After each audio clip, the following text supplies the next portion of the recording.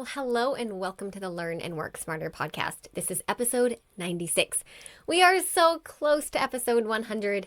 I actually mentioned last week, but I have been thinking of some way to celebrate episode 100, and I definitely want to do it in a way that's going to give back to my listeners. So I'll probably announce what that's going to be over on Instagram, and I'm going to do that probably in the next week or two. So if you are not following me on Instagram, I invite you to do so. You can find me at School Habits. I'm going to make an announcement over there about something kind of cool that I plan to offer you guys as a way to say thank you for being along this journey with me. Anyways, today's show, we are going to talk about some bad productivity advice. I think that's kind of a fun topic because it gives me a chance to poke fun at some of the wild advice that we hear floating around on the internet or wherever we listen to things. And I think that's kind of fun to poke fun at things. But also, I think it's really important that we get in the habit of questioning the advice that we hear and that we really take time to ask ourselves if the advice we hear would actually work for us. Okay, that's the name of the game. So we're going to cover 9 pieces of bad productivity advice that you've probably heard somewhere before, and you may even have thought they were really good ideas. I'm going to explain why they're wrong, and then I will explain what to do instead. Sound fun? Let's get started. Hello, you are listening to the Learn and Work Smarter podcast, the podcast for students and professionals who want to learn and work smarter. I'm your host, executive function coach, and founder of schoolhabits.com, Katie Azevedo. As a reminder, everything I mention in today's episode will be linked in the show notes, including a link to the transcript, which you can also find at learnandworksmarter.com/podcast. So the first piece of bad productivity advice, and this is number 1 on my list for a reason, is that the point of productivity is to do more. This is absolutely not true. I do not believe for 1 second that the reason we try to optimize our systems and get better at managing our time and our tasks is so that we can fit more into our day. And if you've ever gotten that impression from me, then I have work to do in my delivery, because that is the exact opposite of what I want to teach on this show. The point of productivity, in my opinion, is to optimize our focus and our systems and our time and our tasks so that we can get in, get them done, and get out.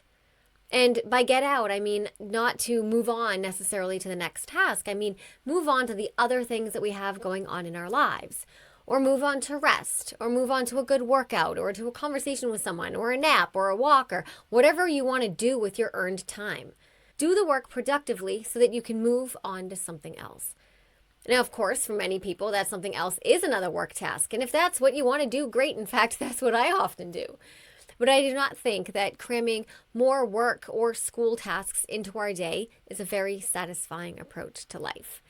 I think that if we instead optimize how we work and study, then we can just go about our days a little more peacefully.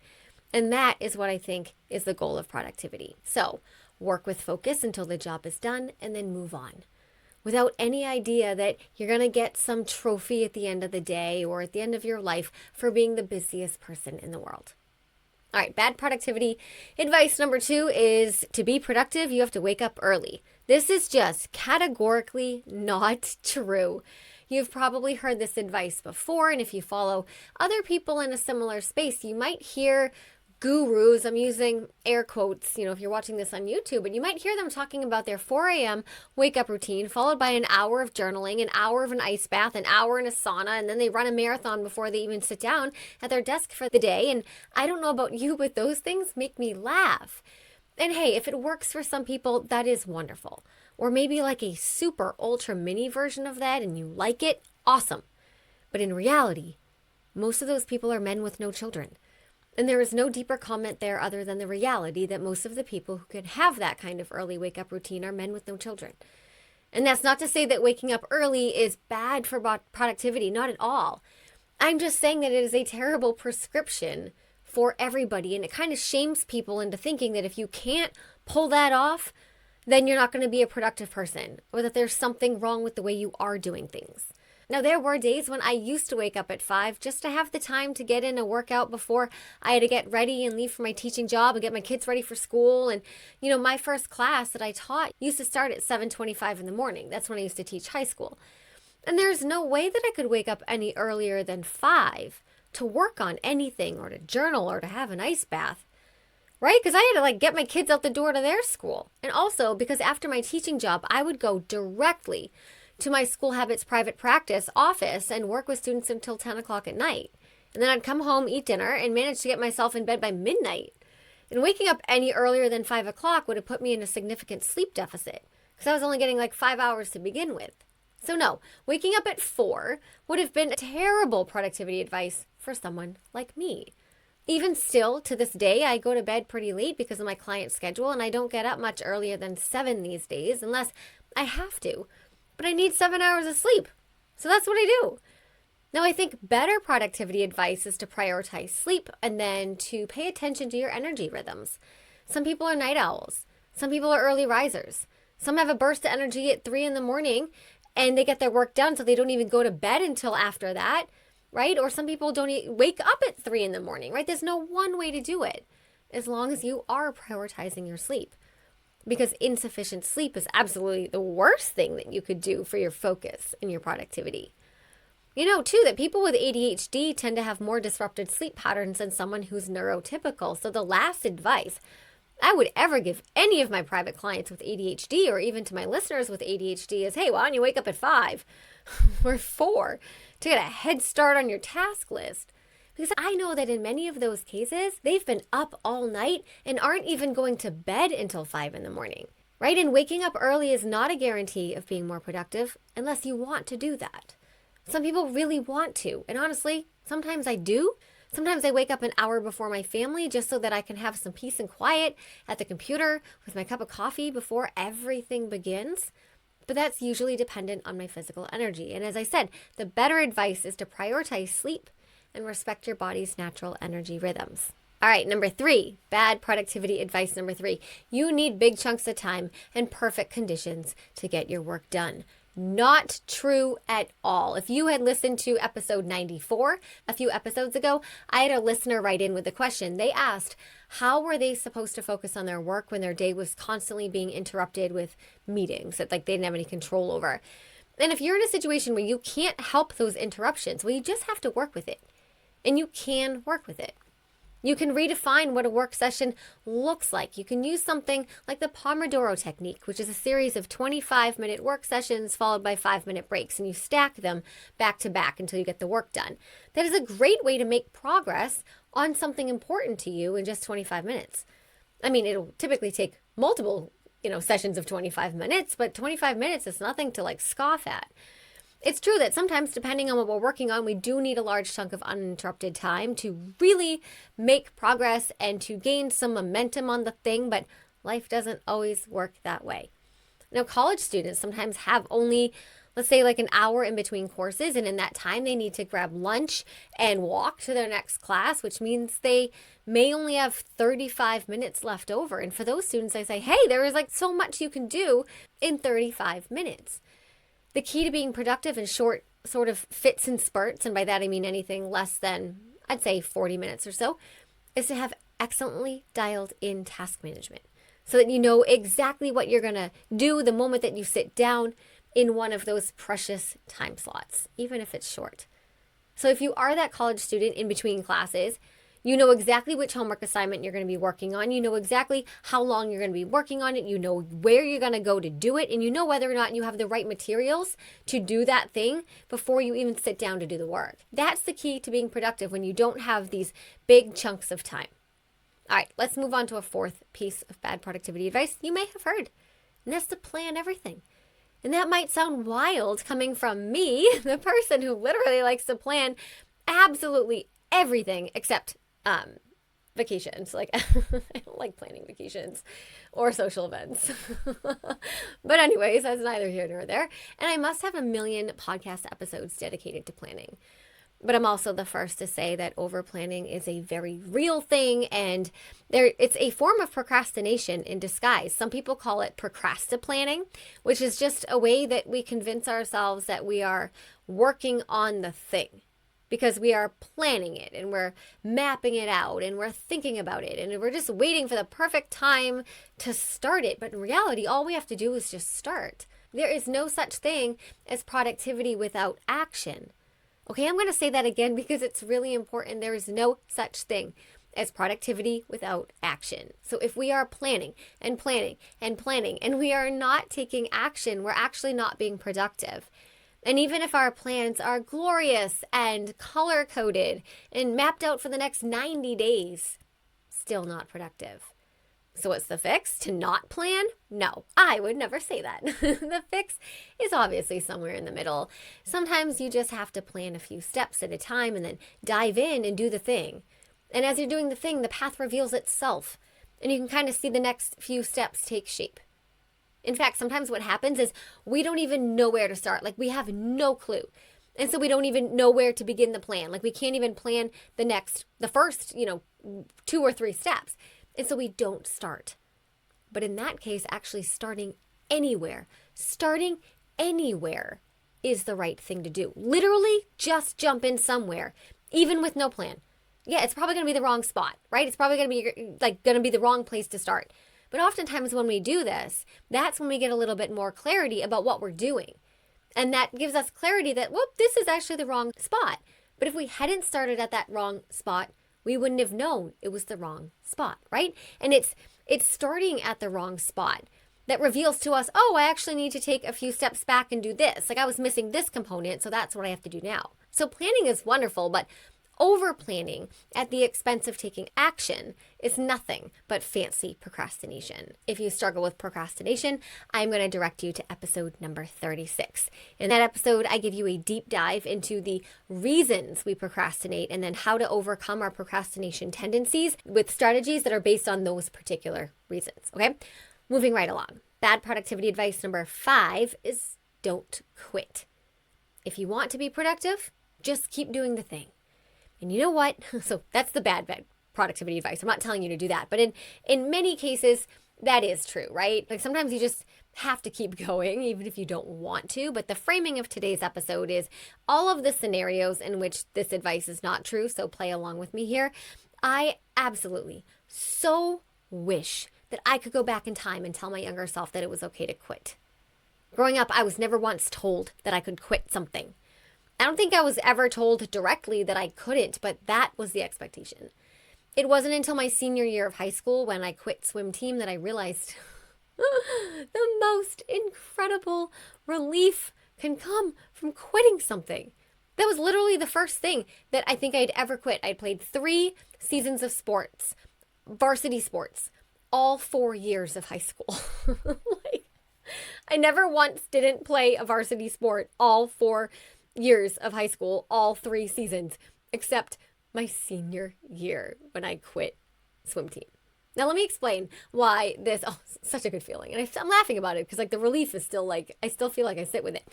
But let me explain why this is bad productivity advice. Sometimes we try something, an idea, a project, maybe a book, a certain way of doing a task. We start an email, a letter, an essay, a brainstorm, a slide deck, a poem, a painting, literally anything. We start something thinking, it's a good idea to start this thing. And then we reach a point and we realize this isn't what I thought it was going to be, or this isn't coming out so good. Whatever the little voice in our head is telling us, it's saying this isn't the direction that we should be going. But due to a cognitive bias called the sunk cost fallacy, it is really hard for us to quit these things. Now, the sunk cost fallacy is a phenomenon in which we don't quit something because we've already dedicated time, money, or effort into it. But it is a really silly and time-wasting fallacy because that time, money, and effort is already gone. Whether we continue with the project or not, it's already gone. And an example that has nothing to do with school or work is this idea. I think actually on one of my podcast episodes, I talk about cognitive biases a lot, and I can't remember the episode off the top of my head. You guys, whenever I'm doing my podcast and I say, go check out episode 37 or whatever, it's because I did my research ahead of time and I checked I have a sticky note over here that says what episodes that I'm going to refer to. This one's just occurring to me right now, so I can't remember what it is. I can leave it in the show notes, but I do talk, I list a whole bunch of cognitive biases and how damaging they can be. And I think I've given this example before, but let's say that we have spent $100 on jeans and later we realize that we hate the jeans and we never wear them, but they remain in our closet for several years. untouched because we just can't let them go because we spent $100 on them. But how silly is that? Like the $100 is already gone. We can't get it back. Like holding on to the jeans isn't gonna give us $100 back. Like we know that, right? So you might as well just get rid of the jeans, earn the space back in your closet because the cost is already paid. Now let's say that you're starting a new book and you're a third of the way through and you realize like you don't like the book, but you force yourself to continue reading it because you already started it. Well, yeah, the several hours that you've already dedicated to the book aren't coming back. They're already gone with the $100 you spent on the jeans. But if you don't like the book, stop reading the book and spare yourself from losing more hours, right? And here's how this relates to productivity. The more things we quit, the more we can focus on the right things. Because if we keep spreading our time and our energy and our effort on things that we know aren't quite right and they're not quite like moving the needle or, putting us in the direction of our goals, then that's time we're robbing ourselves of spending on the things that are right. So today's the day I'm giving you permission to quit the book. Start the essay over. Choose a different paint color even though you've already painted half the room. Scratch the slide deck. Just quit the thing already. It doesn't matter how much time or energy you've already spent on it because that's focusing on the wrong thing. That's asking the wrong question. Now it becomes a matter of what are you going to spend your future time and energy on? And that is the core of good productivity. All right, the sixth piece of bad productivity advice I want to throw out the window, and it's this, that the gold standard of email management is inbox zero. Nope, no thank you. Inbox zero is the idea that you maintain essentially 0 emails in your inbox at the end of every day or sometimes even at the end of each week. And I mean, hey, if you like that and you do that and it works for you, then by all means continue with that strategy. I'm not here to say that if you're using that strategy and it works for you, that it's not good, right? But if that is not your method of email management, I want to let you know right here that is not something I think anyone needs to strive for. I think it's kind of a silly idea. Now, I do have an episode about email management, episode number 15. And if your email management is a little non-existent or could use some improvement, I do really want to direct you to that episode. Also, all the episodes that I mentioned are linked at learnandworksmarter.com. And if you want the specific place to go, learnandworksmarter.com/podcast/96. Okay? But if you just go to learnandworksmarter.com, you'll see all my podcast episodes there. And that's where I include the links and the transcripts and everything that I mentioned on the show. Okay, but in a nutshell, good email management doesn't mean you have no emails in your inbox. It means that you have a good grasp on the emails that are in there, on the emails that you do have. It means you have a good process for extracting information from those emails and doing the appropriate thing with it. It is perfectly fine to store emails in your inbox. Some people choose to archive them, which just removes them from the primary view that you see every day, but it doesn't delete them and they still appear in your search. So if you're like, oh, I got an email from this company, you can still search for the company name or a person's name and it will still appear, but it's not like in your primary inbox. Some people like to archive their emails and do it that way. Other people like to delete them. But more important than how many emails you have in your inbox is this question. Do you have a consistent and effective routine during which you are going into your emails, extracting information from them, and then putting that information where it needs to go? So if it's a task, it goes into your task management system. If it's some kind of date or time-based piece of information, it's going on your calendar. If it's a file you need to keep, great. Download it and store it where it's supposed to go. I mean, you can keep it in your email too, but you'd probably want to download it and store it where you would naturally go to look for it. But inbox zero, I don't think it's necessary, as long as you have good email management practices. Now, one thing to note about email management is I don't think the opposite of inbox zero is very good either. I mean, I probably have, 50,000 emails in my personal Gmail account, but none of them are unread. Every single one of them over the years has been handled. Okay, I have seen many adults, and I'm going to say adults because most students haven't been managing one singular email inbox long enough to even get anywhere near the 50,000 email range. But I've seen many adults with 20, 30, 40, and even 50,000 unread emails. I love my husband dearly, but he is one of those people. And do I get an eye twitch every single time I look at his phone with the little red notification bubble showing, probably, not exaggerating, close to 30,000 unread emails now. Honestly, there might even be more than 30,000. It's probably 43. Something tells me 43,000 unread. Yes, indeed, I do get an eye twitch in both eyes. And the problem with this approach is that it's not necessarily bad to have those emails sitting in your inbox. Because like I said, I probably have close to 50 as well, 50,000. But when you have 50,000 unread emails, or even 100 unread emails, or even 10 unread emails, it makes it much more difficult to identify and even notice when an important email comes in. So it's kind of like all of the hay you're piling on top of the needle. And if the important email that comes in is the needle, well, you don't want to be searching for the needle in that haystack every day. So get rid of the hay. You know what I mean? I don't know if that analogy worked, but I think it did. Anyway, moving right along, bad productivity advice number 7 is, if you can only find the right tool, then you can achieve perfect productivity nirvana. Absolutely not. And to be honest, I used to think this too. I used to think that if I could just find the perfect planner, or just design the perfect planner inserts, or find the right notebook, or whatever, if I could just find the right thing, then good time management and good task management and good focus and good productivity would just somehow appear. That is not how productivity works. We need to have systems in place first, and then we can find the tools to support those systems. All right, that's how it works. We need to find a rhythm, a predictable routine, a system, a standard operating procedure for the way we manage our time, plan our day, get our things done, study for tests, complete tasks, and break down long-term projects. We need to know the strategies behind these skills before we have the tools. Right? That's why in my program, School Habits University, I don't get into what the best tools or software or apps that students should be using to get better at note-taking, studying, and time management. Yeah, I'm going to say use a calendar, but it doesn't matter if it's Google Calendar or Apple Calendar, what's it called, iCal, or Outlook. It doesn't matter.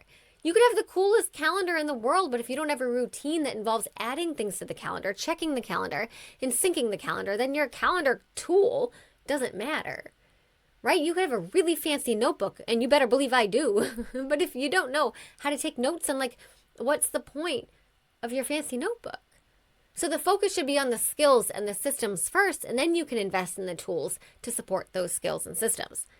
And even going back to this concept, if there's one perfect tool out there, there isn't. In most cases, we do have to use a mixed bag of things, like a cocktail of tools. Most of us are using some kind of digital calendar and some kind of note collection system. Maybe if you're a student, you're using a notebook on your, or maybe your iPad with something like Notability where you can write with your Apple Pencil. If you're a working professional, you might be using Apple Notes, a physical notebook too, maybe Google Docs or Word. And then you also may have a project management system, something like Notion or Monday or Asana. You probably have digital filed folders organized a certain way, and then you might have actual folders in your backpack or in your work bag. There is no one all-encompassing productivity tool that handles all of your productivity needs, because productivity encompasses time management and task management, and those require different tools, energy management and life admin and focus. And there isn't a single tool out there that just blanket handles all of that. Those are different things. So if you're looking for a place to start simple. And I say start with task management and time management. Time management is probably going to be a calendar, most likely digital. I recently got my family the Skylight calendar, and we are absolutely loving it. My 2 teenage kids actually have been great with it. And then task management can be anything, an assignment notebook, a regular notebook, or maybe an app or software. Start there, and then you can always add a tool onto it if you realize that your notebook or your calendar just isn't cutting it. You know what I mean? Okay, I have 2 more pieces of bad productivity advice. But before I get into those, I'm going to take 2 seconds just to ask you a favor. If you're watching this on YouTube and you haven't subscribed, I would absolutely be so grateful if you could do so. Those engagement efforts, like liking a video or subscribing or leaving a comment, make such a difference to the growth of my channel.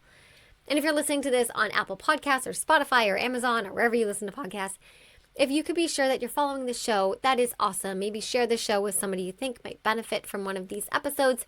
And then the holy grail would be to leave a review. Honestly, that is the best way that you can support me and all of the free content I put out into the world. So thank you so much in advance. Now, the second to last piece of bad productivity advice, so this is number 9, is that if it's not on your calendar, it doesn't exist. And again, that might sound like something I actually would say, that if it's not on your calendar, it doesn't exist.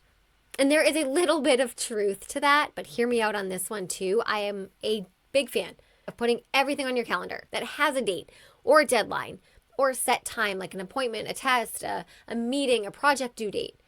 But not every task or thing you do deserves a date on the calendar yet. Sometimes we have like really cool ideas and projects we want to do and books we want to read and, visions we have for ourselves, or maybe a vacation that we want to plan, but we haven't booked the tickets yet or even figured out which week we want to take the vacation yet. Those things don't necessarily have a date attached to them, but they still need to go somewhere. I just want to make the point that they don't belong on your calendar. The calendar's for things that are really happening, like they're happening on this day and this time. Those other kinds of things like future vacations, shows you want to watch, projects you want to start someday, they go somewhere else. Personally, I use Google Keep to manage this kind of information. You might use Apple Notes or a notebook. Some people call it a commonplace notebook. Maybe I'll actually do an episode on that someday. It's kind of a cool concept, a commonplace notebook. But anyway, maybe you could just store them in a journal, right? But you want to be careful not to overcrowd your calendar with things that aren't actually happening, because just like having thousands of unread emails hides the important ones, having a ton of things on your calendar that aren't actually connected to a real date or time can make it harder to see the things that actually are happening in certain dates and certain times. I'm not saying kill your dreams. I'm just saying don't put them on your calendar. All right, and the last piece of bad productivity advice, we've made it to number 9, is that you just need to manage your time better and you can get more done. I mean, low-key kind of, but saying something like you just need to manage your time better, and even if you're saying this to yourself, is just too simplistic. So many adults say this to young adults or to their kids too, and I know that teachers say this to students, but sometimes we say this to ourselves in a kind of demeaning way too. We say like, oh, I just need to manage my time better and everything will be fine. We are so drastically oversimplifying the complex executive function challenges that are involved with actually managing time. And managing time, I'm using air quotes here, it is such an abstract concept. In some cases, it may be even too abstract for people to understand. Like, what does manage time mean? Like, pause the episode, think that through. What does that mean? It's true that many of us need to get better at managing our time, yes, but to do that, we need to get better at addressing all of the smaller components of time management. And once we get better at those, well, then we get better at time management. Now, a good example is from last week's episode 95, about estimating time. Now, I begin that whole episode by saying that time management can't exist if we don't estimate time well. That's one place to start. If we don't have a calendar system or a way to make time visible, then we're never going to get better at time management. So making time visible is another more practical, less abstract place to start. We can't get better at something when we don't even know what that something entails. And this is a warning I'm always giving to parents and teachers too, people who well-meaningly tell students study more or manage your time better or get more organized, when in reality, students don't even know what that means. Because you can't do more of something if you don't know how to do it in the first place. And this advice applies to everybody listening to the show today. Even if you're a full-grown adult, shaming yourself into thinking, I just need to manage my time better, really oversimplifies what's actually involved in doing that, especially if you have ADHD. There are significant executive functions attached to time, planning, and initiating, and they can't be ignored. And that's true not just for time management, but for all those other sort of vague bits of advice we give ourselves, like I just need to be more productive. Yeah, okay, sure, probably. But what does that mean? Or I just need to focus more. Probably true. But again, what does that mean? No matter what you're telling yourself you need to do more of or telling someone else that they should be doing more of, it's really important to understand what that actually means. Because often there's a series of smaller, concrete components inside that big abstract idea that need to be addressed first. So in terms of productivity, well, which is what this whole entire episode is about, you can't just tell yourself to be more productive without knowing what that really means. So what does it mean? Well, it means getting better at time management by making time visible and getting better at estimating time. It means getting better at task management by creating a task management system that works. If you're a student and you don't have a task management system, 100% my assignment management power system is for you. And you can find that at assignmentmanagementsystem.com. Yes, I got that URL, assignmentmanagementsystem.com. That's my brand new program and it's really awesome. If you're a working professional, that means getting a task management system that works for you too. Maybe you also need a project management system. It means knowing what you're working on and when you're going to do it.